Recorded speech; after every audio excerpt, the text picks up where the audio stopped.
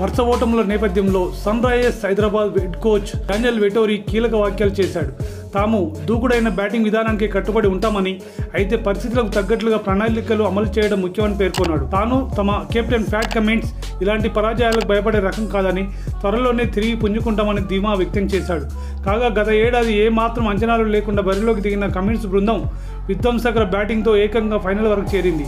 అయితే ఆఖరి పొరలో కోల్కతా నైట్ రైడర్స్ చేతిలో ఓడి రన్నరప్తో సరిపెట్టుకుంది.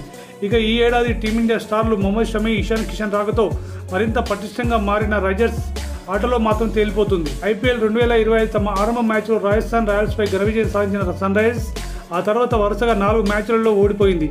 ఈ నేపథ్యంలో ఆదివారం నాటి మ్యాచ్లో గుజరాత్ టైటన్స్ చేతిలో పరాజయం తర్వాత Sunrisers coach Daniel Vettori మీడియాతో మాట్లాడుతూ, ఈ సందర్భంగా దూకుడుగా బ్యాటింగ్ చేయాలన్న మా శైలిని మార్చుకోవాల్సిన అవసరం లేదు.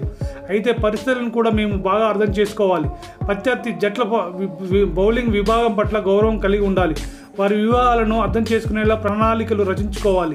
అయితే నేనైనా ఫ్యాట్ కమిన్స్ అయినా మా కెరీర్లో భయపడిన సందర్భాలు లేవు.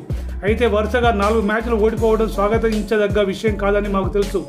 ఈ పరాజయాలు ఖచ్చితంగా ఈ సీజన్లో మా లక్ష్యాలను దెబ్బతీసే అవకాశం లేకపోలేదు అని వెటోరీ చెప్పుకొచ్చాడు. కాగా ఆదివారం ఉప్పల్లో జరిగిన మ్యాచ్లో టాస్ ఓడిన సన్ రైజర్స్ తొలుత బ్యాటింగ్ చేసింది.